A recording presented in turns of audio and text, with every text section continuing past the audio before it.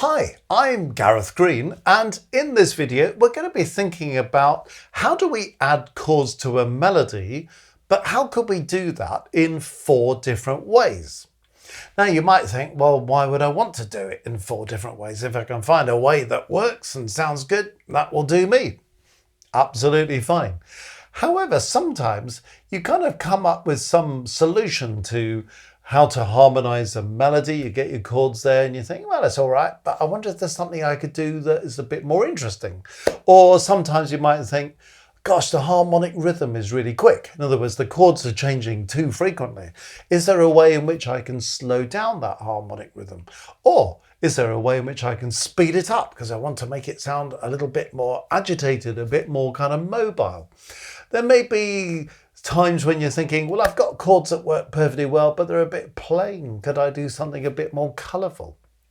But one thing I think is often a challenge for composers is this. Sometimes you have a melody that's going to come more than once within the same piece. And it's tempting just to do the same chords every time it comes up. So what happens if you've got a melodic idea that comes 4 times during a song or a piece that you're writing, and every time it's the same chords? So the listener thinks, yeah, I know what this is going to be. I've heard this melody 3 times before, and this is how the melody goes. This is how the chords go.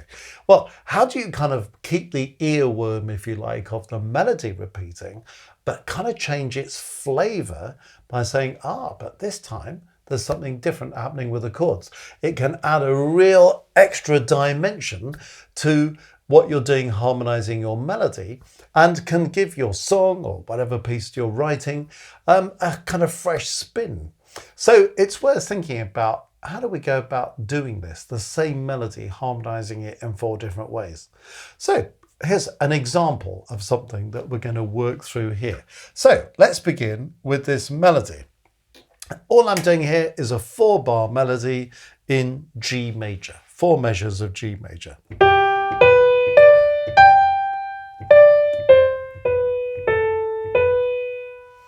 Okay, now I'm not worrying too much about the melody. It's perhaps not the most exciting melody in the world, although I am thinking there's a little bit of balance in that melodic phrase. We're going up an arpeggio.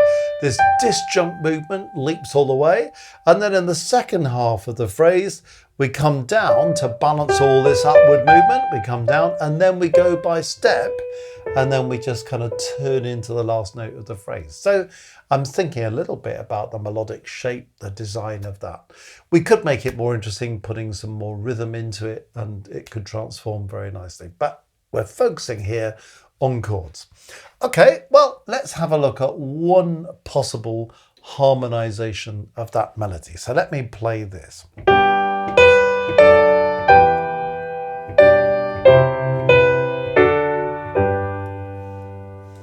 That works perfectly well. It's a fairly trad, pretty solid harmonization. So what am I doing here?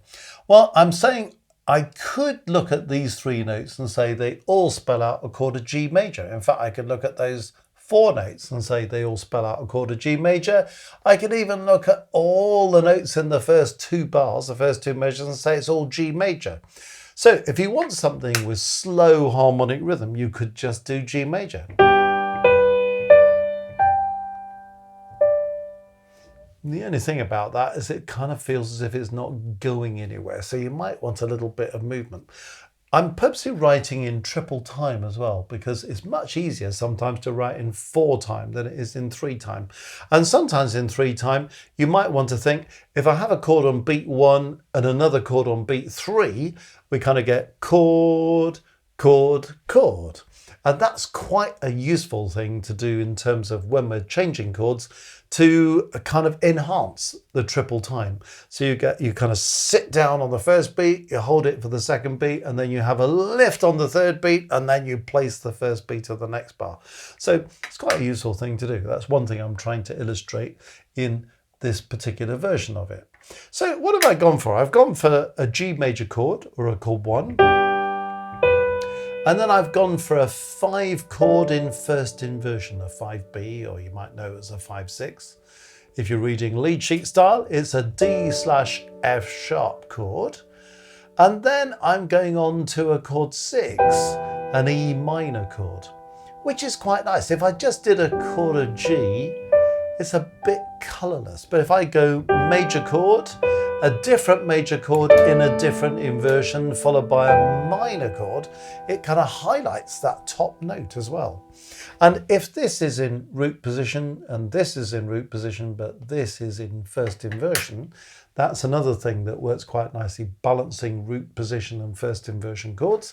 And it also gives me a bass line that goes G, F sharp, E. So while the melody is arpeggiating upwards, the bass is going in the opposite direction, contramotion, and going by step. So that's quite a nice way to organize the top and the bottom. So you can see what I'm doing here. G major chord, D/F sharp, E minor.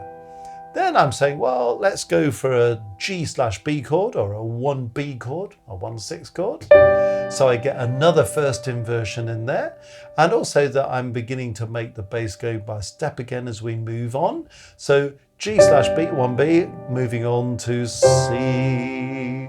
And the bass is climbing up while the melody is climbing down.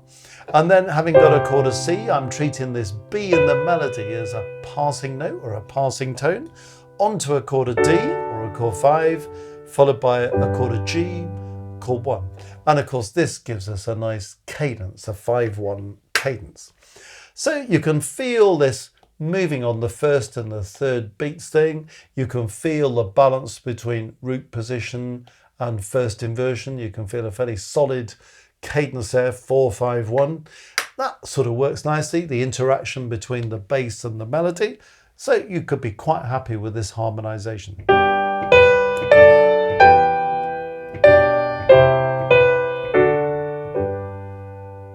Okay, well, let's look at another possibility. So let's go on to this one now. First of all, let's hear what I've done.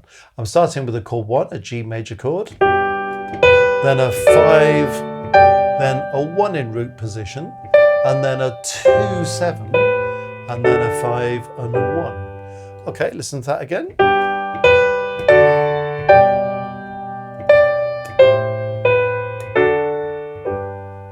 Okay, so slightly different. What am I doing here and what's different? Let's look at the first bar, first measure, just the same as before when I started, because you probably just want to start that on a G major chord.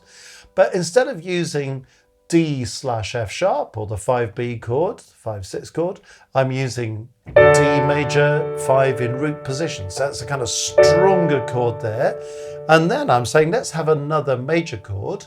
But instead of using a root position chord, I now use a first inversion chord, that 1B or that 1/6, to give me a G/B.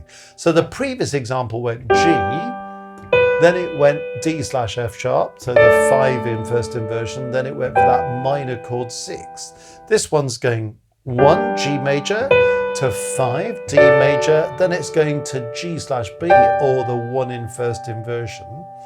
And then I'm sticking with the same chord so that these two notes both belong to the same chord.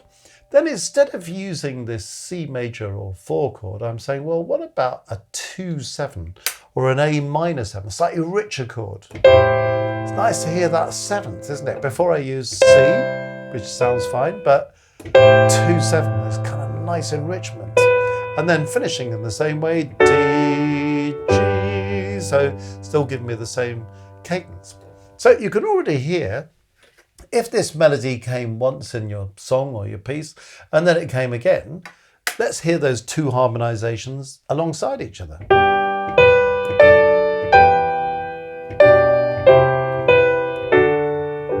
Then maybe the next time you do this.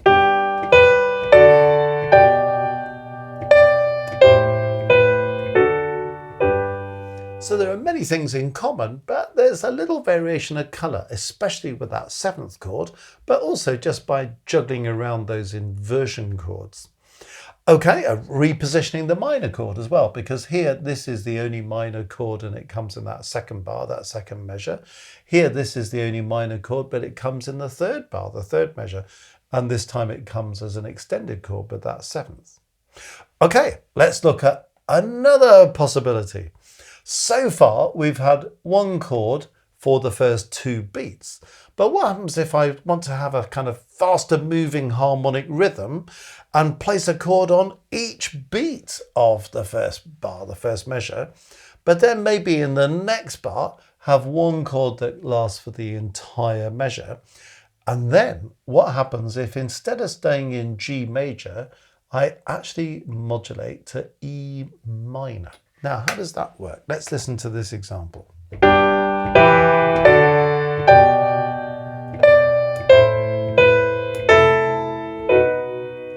Now that feels different at the end, doesn't it? Because previously we've stayed in G major, now same melody, but modulating to E minor. Let's have a look at what we've done here. So we started with a G major chord 1. Instead of sticking with it, I've gone straight for an E minor chord, a chord 6. Then I'm using that chord 5, the D major chord, in root position, just as I did there. Then I'm going for chord 1 in first inversion, the G/B chord, which we use there as well, allowing it to last for the whole bar. This time, I'm going to use that A minor chord that we used here, but I'm not using it as a 7th. I mean, you could do, but not using it as a 7th. Because then I can say, well, this is chord 2 in G major, but it's also chord 4 in E minor. And then we have this little passing note, passing tone. And then I use the same chord, but I shift the inversion. So A minor/C, or 4 in first inversion. And it also means that the melody is going from C to A at the same time as the bass goes from A to C. And that's quite a nice way to organize things. And then the surprise moment right at the end, where suddenly, oh, I've got a B major chord. It sounds fine because we had what's called a pivot chord there. That 2 in G major that's also 4 in E minor means that you might be hearing it as 2 in G major, but it's also operating as 4 in E minor. So I can finish on chord 5 in E minor. That B major chord, of course, that 5 in E minor, introduces a D sharp. So we really feel a key change there. So that's going to give a different spin to the end of the phrase. So you can sort of see what's in common between these, how little variations are coming about. Okay, let's move on to my 4th harmonization. See what you make of this one.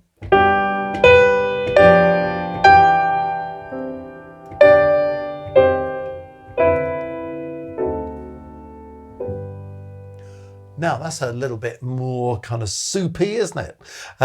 So that's why I was just pausing a little bit so you could hear what was going on there.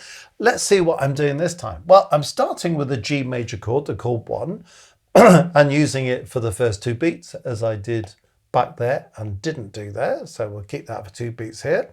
And this time I'm using a G major chord again, but I'm putting an F natural in the bass, otherwise known in C major as a 5/7 in its last inversion. Now, why am I doing that? Well, I'm actually using a device called a secondary dominant. So I'm in G major, but here I'm basically going 5/1 in C major. So if you go 5/1 in a different key, or 5/7/1 in a different key, which is much stronger for establishing the new key, but it doesn't actually modulate to that key, but the 1 in that other key is a chord in your prevailing key, and then you just carry on in the original key. That's a secondary dominant.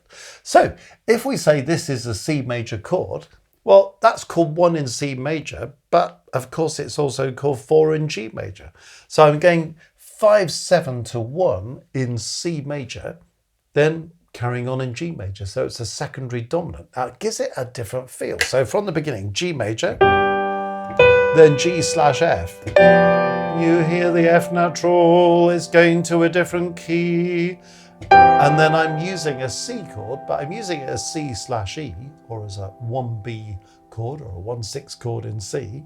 So I get the bass starting on G, coming down the scale.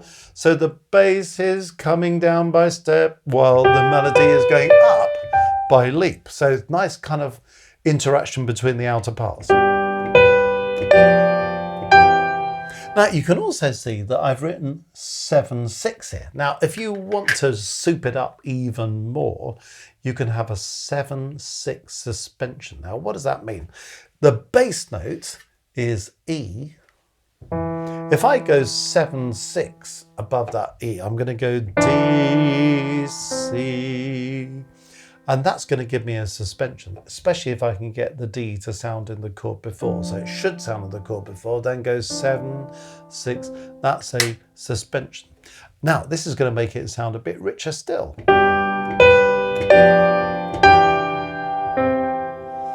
So you see that gives me an extra little bit of juice at this point instead of just sitting on the chord.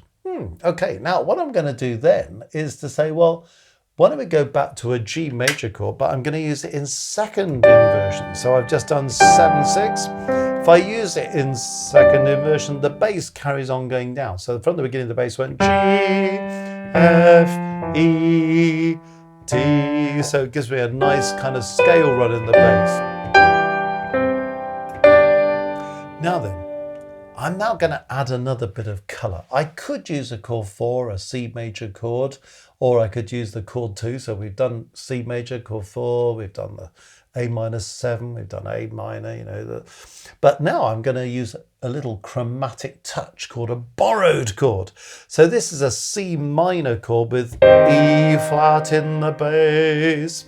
So it's an interesting chord because it's chord 4 in G major, or what would be called a C major chord, but I've borrowed chord 4 from G minor, so the parallel minor. I'm in G major, chord 4 is C, E, G, the parallel minor is G minor, chord 4 is C, E flat, G.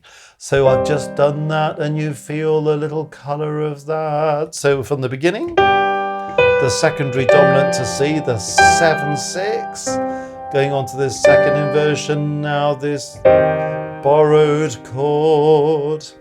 And then I'm thinking, well, you could extend the chord quite nicely now, and you could think, let's have a D13 or a 5/13 chord, you know, and do something like that. And then maybe go for a D9, could be that, but if you want to really juice it up, go for a D flat 9 or a 5 flat 9. Put an E flat in there, and then come back to the G major chord, or chord 1. It's rather nice, isn't it?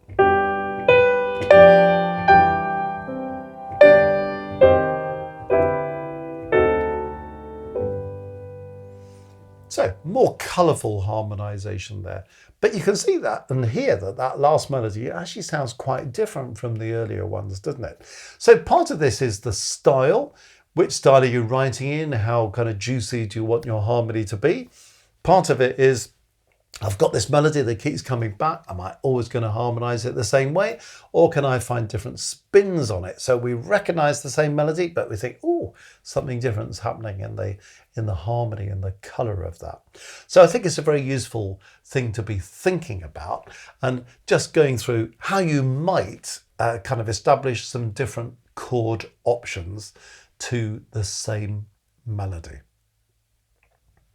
Well, if you've enjoyed this course, this video, let me point you to the Music Matters website, www.mmcourses.co.uk. Many resources on there. Some of them are free, some of them are asking you to pay something for, but have a look, see what's there. Lots of things on the homepage that will redirect you to things that might be of particular interest to you. One of the things is courses. So if you click on courses, that will immediately take you to a list of all of our courses. You can click on any one of those courses, and as you scroll down, you'll read all the descriptions of what's in there, list of all the videos, personal letter from me explaining everything. And any of our courses, once you've signed up to them, you have lifetime access to them. So you can come back to those videos as often as you want to, and work at your own pace, in your own place, in your own time. So perfect way to study. One of the courses on there is a creative songwriting course. So we've been thinking about how a melody might come back several times in the course of a piece of music. It particularly happens in songs. So if you're thinking, well, actually, yeah, I'm a songwriter and I'd really like to go a little bit further with, well, how can I get on with songwriting a bit? This course deals with slightly more contemporary songs, but it also gives it historical context. So we go back to the 1600s and think about how songs were written in the past, looking at specific examples and writing in the style of different periods of history. And then we come up to something that's more contemporary, and we consider lots of different ways of writing a song in different contemporary styles. So you can kind of draw on things from the past, you can kind of get to grips with ways in which songwriters go about the task these days. And this would naturally lead you on to thinking about developing your own songwriting in your own style. But lots of other things on there as well. So take a look, www.mmcourses.co.uk.